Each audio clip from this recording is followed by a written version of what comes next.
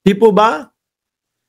Ito nga hanggang sa huli, nilalaban ho ni Chis Escudero to mga bossing. Ayan wala pa rin daw siyang nakikitang resolusyon. Biruin mo yon? Ako, naniniwala kayo dito na umabot po ang umaga, kaninang umaga, walang nakitang resolusyon si Chis Escudero, mga bossing. Parang ang hirap paniwalaan po, Samantalang yung mga senador po, mga nakita na, mga nagsiamin na nga po.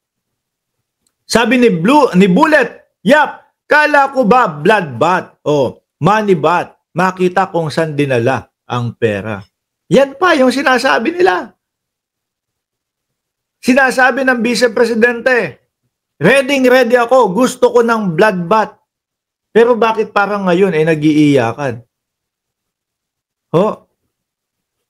Bakit parang ngayon ipinapahalata nyo sa amin na wala talaga kayong depensa? Sa totoo lang wala naman talaga silang depensa, mga kababayan. Bakit po? Biruin nyo nga mga bossing. Doon sa Congress, binigyan sila ng pagkakataon mag-explain. Binigyan sila ng pagkakataon ipaliwanag yung kanilang sarili. Yun po ay patungkol doon sa confidential funds, mga kababayan. At pagkatapos yung isa namang reklamo sa impeachment na pagbabanta sa buhay ni Pangulong Bongbong Marcos, binigyan din po sila ng pagkakataon na mag-explain mga kababayan, doon sa NBI. Pero yung sa NBI, ni isa hindi nila pinuntahan. Dahil kung ako yan, nasa sitwasyon at ako alam ko din, kung kayo din yung nasa sitwasyon na ganito na kailangan i-explain, tapos alam nyo kung paano ipaliwanag, tingin ko po, ang gagawin nyo, halika, mag-agad-agad na tayo doon para matapos na to. Pero sila ang nakikita natin, sandamakmak na alibay. Sandamakmak na, kumbaga, wala po, hindi po kami pwede ng ganyan. May gagawin po ako no? Tapos eto, makita natin kay Chis Escudero kung ano-ano yung mga pinag-aalibay sa atin, mga kababayan. Wala pa rin akong nakikitang resolusyon. Yung nilabas nyong resolusyon, kayo naman ang naglabas noon, hindi naman ang Senado.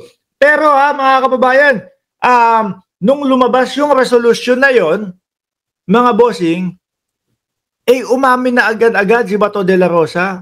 No, hindi naman agad-agad. Kasi ganito kwento nun Nung una, lalakad si Bato de la Rosa. Di ba? Nung lumabas na yung resolusyon, tinanong na yung mga senators. Yung iba sa kanila sabi, wala akong nakikitang ganyan, walang ganyan, ganito, ganyan. Ngayon na-tsempoha si Bato de la Rosa, naglalakad. Patay mali siya ang kalbo. Si Bocals, si Bato, patay mali siya.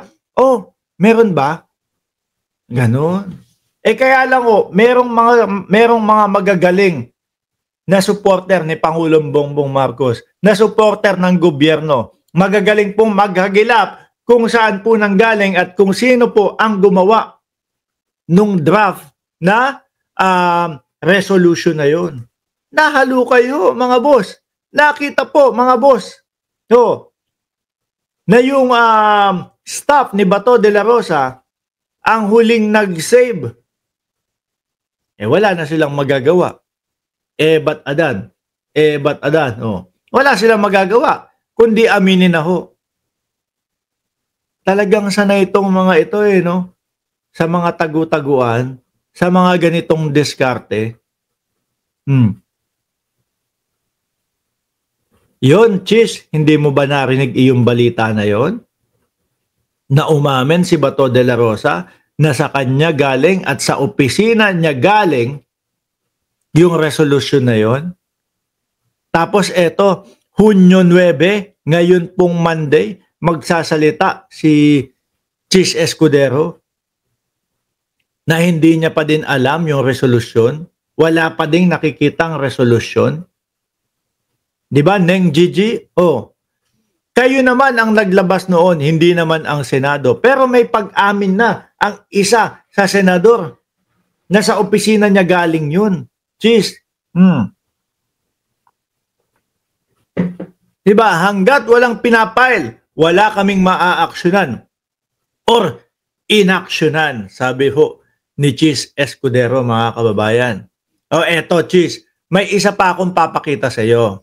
No? May isa pa tayong papakita kay Cheese Escudero, mga bossing. Ito naman po. Yung resolusyon ni Robin Padilla naman. Ewan ko, hindi ho ako sigurado kung si Robin Padilla talaga. Sabi nila, si Robin Padilla ang gumawa nito. Galing daw kay Robin Padilla. Kasi yung yung ganitong napakahabang English, pasensya na po, idol. No? Idol ko sa pelikula, pero pagdating po sa Senado, hindi, sir, sorry. No? Nakakahiya po. Yung mga ganito kahaba na English, mga kababayan, alam naman ho natin, Dehins nga kaya ni Binoy no? Hindi ho kaya ni Banoy. Banoy. Sorry, hindi ba? Binoy. Hindi nga ho kaya ni Binoy na tumagalo ng pakikipagdiskusyon sa salitang English Tapos yung ganitong kahaba pa, mga bossing. Basahin ho natin, ha? Eto, narinig mo na ba to, Binoy? Senator Robin Padilla formally files Senate Resolution number 1371 seeking to terminate. Bakit mali yung kay yung kay Bato? Dahil wala namang i-dismiss, kaya yung kay Binoy naman terminate na. Terminate the impeachment proceeding against Vice President Sara Duterte. With the 19th Congress set to adjourn Sinday on Friday, June 13, Padilla emphasizes that all pending matters, including the impeachment case, will automatically end upon the closing of the session. Kapag ganitong mga mga paliwanag nila, mapapamura ka ho talaga. Buti nakita nyo, narinig nyo, napigilan ko, mga bossing. Biruin nyo, ang gusto lang nilang maging dahilan sa mamamayang Pilipino, wala na patapos na ang 19th Congress Hindi na natin pwede yung ituloy yung impeachment na yan. Napakababo po, no? Para doon sa halaga na milyon-milyon, bilyon-bilyon na hinahanap ng taong bayan na galing po sa bulsa, ultimo po, maliliit na Pilipino. Sasabihin lang nila, wala na tayong time pag-usapan yan No?